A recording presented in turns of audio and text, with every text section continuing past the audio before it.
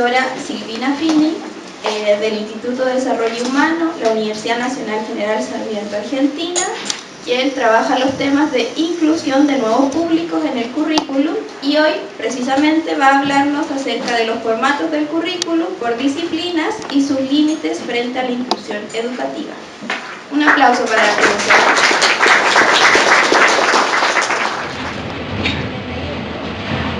Bueno, buen día a todas y todos y gracias Daniel por la invitación a este seminario inaugural que espero que continúe con muchos otros. Voy a hacer la presentación con un PowerPoint que va a ilustrar algunas cuestiones para que puedan a lo mejor seguir el texto, que también opté por la lectura que me parece que es más fiel a lo que quiero decir, así que voy a leer yo también. El tema de la ponencia hace poco en el nivel secundario de educación, atendiendo a dos asuntos estrechamente relacionados. La extensión de la obligatoriedad educativa para el nivel secundario, que se fue sucediendo en la región entre finales del siglo pasado y los iniciales años del 2000, y la consideración de un conjunto de principios ligados con la inclusión escolar de públicos marginados de un nivel históricamente selectivo desde la perspectiva del currículum. Como dijimos en otra oportunidad, fundamentalmente con Daniel Feldman, que es otro teórico del currículum en Argentina con el que venimos trabajando estos temas hace mucho tiempo, el proceso general de expansión de la educación a nivel mundial se caracterizó por la instalación progresiva y relativamente firme de la educación primaria y por movimientos mucho más escalonados y lentos de incorporación de una mayor cantidad de estudiantes provenientes de distintos sectores sociales a la educación media, tradicionalmente de carácter selectivo y preparatoria para. La progresiva apertura de la educación secundaria sufrió un cambio cualitativo a partir de las sucesivas ampliaciones del tramo de escolaridad obligatoria más allá del tradicional nivel primario, cuya duración oscilaba entre 6 y 8 años. Estas ampliaciones en la obligatoriedad supusieron un creciente esfuerzo por resolver problemas de mantenimiento, avance y graduación de los estudiantes cualitativamente superiores a los que proponía la extensión de la cobertura. Fue más sencillo que estén en la escuela, es más complejo que avancen y completen, terminen sus estudios secundarios. También conllevaron, de hecho, una redefinición de las funciones de los distintos niveles y ciclos que componen el sistema escolar. Implicaron un cambio de profundas proporciones en las grandes divisiones históricas de la función escolar. Decimos con Daniel, la función escolar fue distanciándose de su estricto rol de preparatoria para estudios superiores y se fue acercando en forma paulatina a una función educativa de carácter más general. Más que preuniversitaria, la educación secundaria es hoy posprimaria. Estos procesos de ampliación del nivel secundario tuvieron su correspondencia con reformas curriculares que se pueden analizar en torno a ciertos principios reguladores del currículum que pueden describirse con relación a tres ejes que conformaron una línea de evolución histórica, es decir, que estos ejes que voy a exponer fueron apareciendo en la historia del currículum como vaivenes, pero siempre con una tendencia hacia algunos de ellos. Estos tres ejes históricos de regulación del currículum fueron una diferenciación fuerte de modalidades formativas, la tradicional escuela técnica que preparaba para el trabajo, los liceos o bachilleres que preparaban para la vida, para la consecución de estudios superiores. Y las características fuertes de las modalidades educativas fue dando lugar a otra tendencia en el mundo educativo que es el comprensivismo pedagógico, ¿no? Es la preparación de la función social de la escuela secundaria para cumplir variadas funciones a la vez. Otra tendencia que pudimos constatar es un currículum ordenado mediante demarcaciones fuertes, es decir, alta clasificación, y la tendencia a movimientos de integración parcial o más clásico de propuestas curriculares mixturadas, en las que mixturaban tramos de clasificación curricular, pero con algunos avances hacia proyectos de integración interdisciplinar en algún formato definido. Y el tercer eje es el predominio de códigos que privilegiaron el conocimiento, la definición del contenido curricular abstracto, de un modo más ligado o en espejo con las disciplinas académicas de referencia, hacia alguna tendencia a definir el contenido o el conocimiento escolar ligándolo a contextos específicos, dándole alguna significación ligada a la posibilidad de contextualizar esos conocimientos a partir de variadas decisiones también curriculares. Voy a hacer una breve referencia a estos tres principios para después poder repasar qué pasa, por lo menos en la Argentina, hacer ya foco en la Argentina, con algunos estudios que venimos haciendo en tres modalidades educativas diferentes: el bachillerato, la educación técnico profesional y la modalidad de educación de jóvenes y adultos. Entonces, la tendencia al comprensivismo educativo se expresa en la decisión de mantener un sistema educativo único y definir lo común en términos de conocimiento considerado valioso para todos. Según Meyer, las reformas de los últimos 40 años en diferentes países del mundo y la región dan respuesta desde el currículum a una suerte de globalización cultural, con lo que definen unos temas, capacidades, competencias, saberes comunes que responden a la formación de un nuevo individuo capaz de enfrentarse a un mercado laboral cambiante, conocedor de derechos, hablante de una lengua extranjera privilegiada, capaz de funcionar como un ciudadano supranacional. Esta situación se expresa en la adopción de un conjunto de finalidades educativas que deben adoptar las distintas modalidades de la educación y que podríamos resumir en tres: formación para el trabajo, construcción de la ciudadanía, formación para continuar estudios superiores. Acá hay un problema, aun cuando no compartimos la diferenciación temprana de las modalidades formativas, porque ubicarían al fin de la primaria la elección del estudiante en una escuela de artes y oficios, en una escuela técnica o en una escuela de tal o cual característica más ligada a lo que son los liceos, y no lo compartimos por esta ubicación temprana que hacía en tiempos anteriores ubicar a un niño joven en una decisión efectivamente temprana. Señalamos que el comprensivismo curricular puede derivar en una suerte de estallido en la incorporación-selección de contenidos del currículum que conspira contra la profundización de la enseñanza. Lo que nos preocupaba acá, lo que nos sigue preocupando, es cómo dar respuesta a este trío de finalidades educativas: la formación para el trabajo, para seguir estudios superiores y la construcción del ciudadano, sin que ello conlleve unas decisiones de extensión casi imposible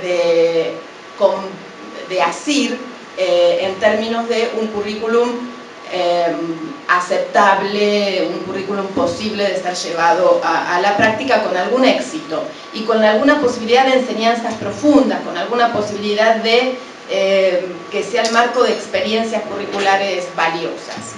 Ahí hay un problema absolutamente, lo marco como problema, por supuesto que como investigadora no quiero más que eso, no avanzar en otras alternativas de solución porque no las tengo claramente. Una segunda cuestión es esta tendencia o esta ambivalencia entre la disciplinariedad, los currículum altamente clasificados y algunas tendencias hacia la integración curricular.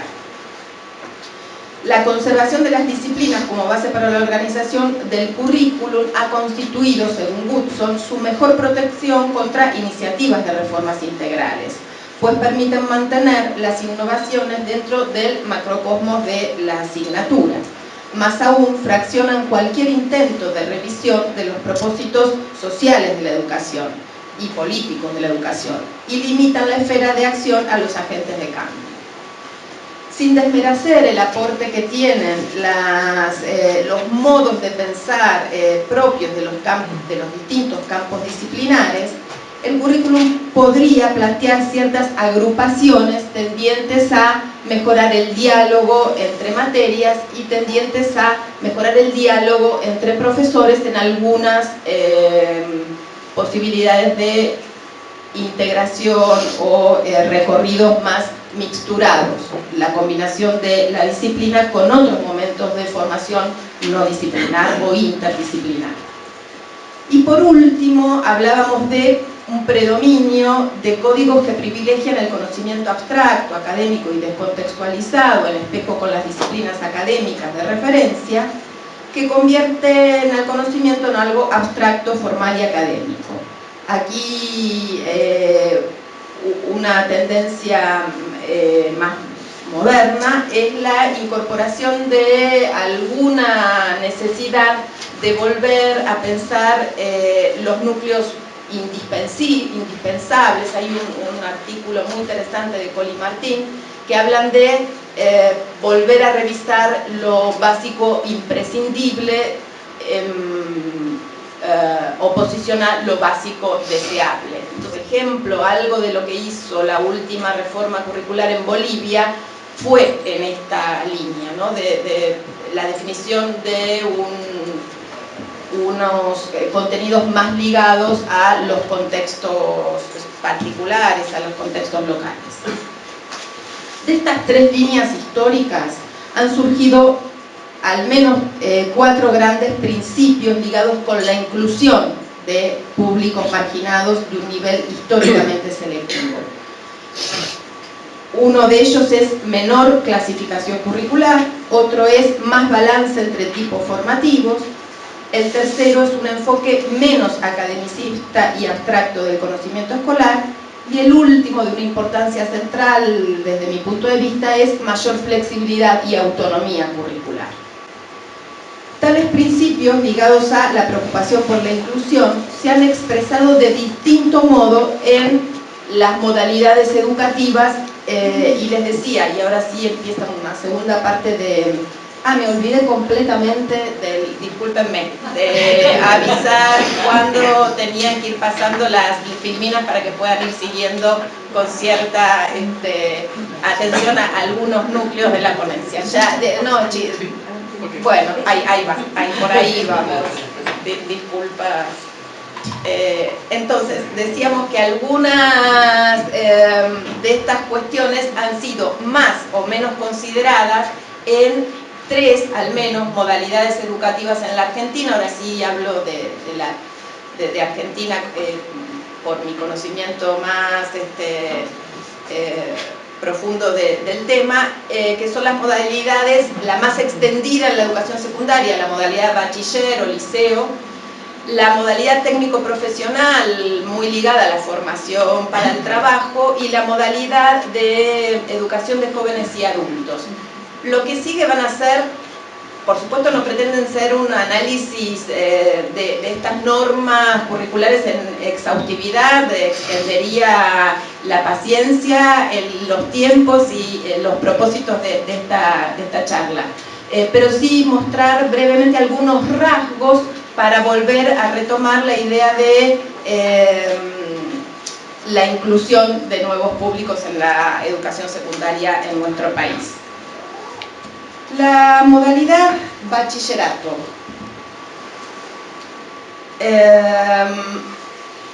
presenta, ahora sí a lo mejor se puede pasar ahí va, perfecto. La modalidad bachillerato presenta en líneas generales 4 grandes características. Sostenimiento de una matriz, de las últimas reformas, ¿no es cierto? Las reformas que ya se hacen en el marco de la extensión de la obligatoriedad del nivel secundario en la Argentina. Presentan entonces, siguen sosteniendo una matriz curricular de extracción disciplinar estándar. que mantienen los grandes núcleos comunes de formación, ciencias sociales, naturales, matemáticas, lengua, artes, educación física, coexistiendo con algunas unidades curriculares de extracción extradisciplinar, como la más extendida es construcción de ciudadanía. Otra característica es que mantiene una alta clasificación, que se constata en una cantidad importante de materias de cursado en simultáneo para los estudiantes, se acentúa la cantidad de materias en el pasaje del ciclo básico de la escuela secundaria al ciclo superior.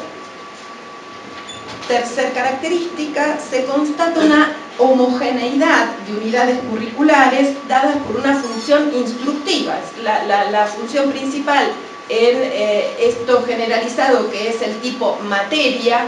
En la modalidad bachiller no hay prácticas, no hay seminarios como unidades curriculares, ¿no? Como este tipo de unidad curricular, y esto está diciendo algo. Lo común es la materia con una función meramente instructiva. Y la cuarta característica es la inexistencia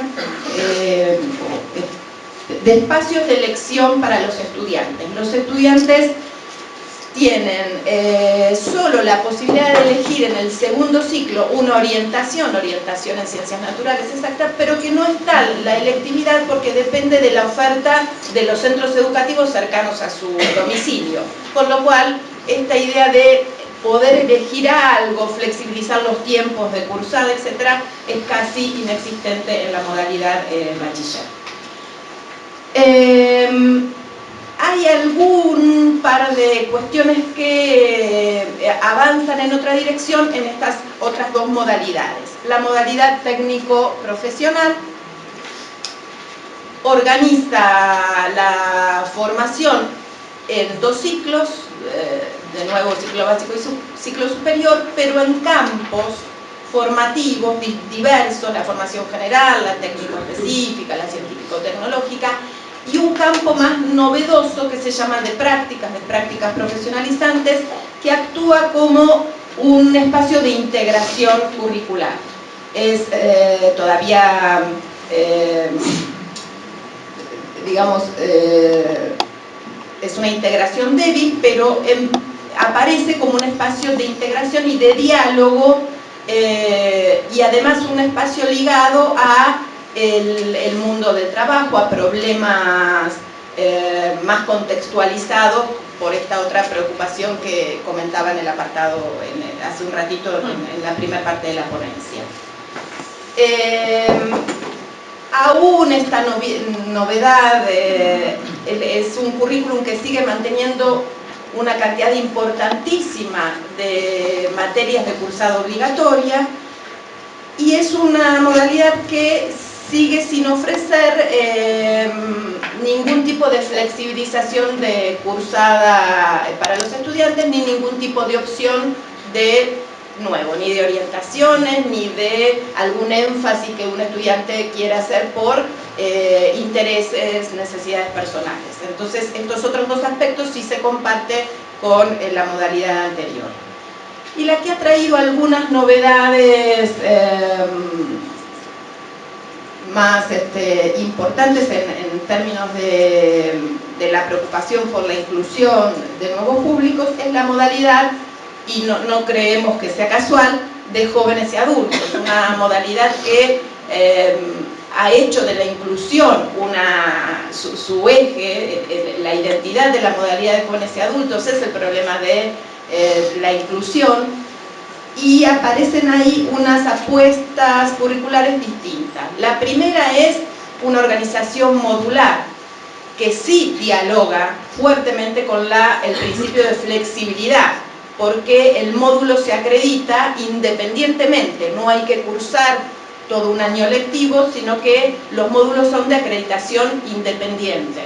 Entonces ahí hay un margen de trayectoria mucho más flexible. La otra novedad es la organización del módulo por situaciones problemáticas. Son situaciones que se definen por problemas extradisciplinares, ¿no es cierto? Son problemas como el problema de género, salud, digamos, son grandes ejes, son 12 problemáticas que organizan el módulo, y a partir de esa problemática se definen ni siquiera contenidos, competencias, sino unos núcleos conceptuales que dialogan con ese problema, que son la base de la formación y que tienen los docentes para la organización de las propuestas de enseñanza.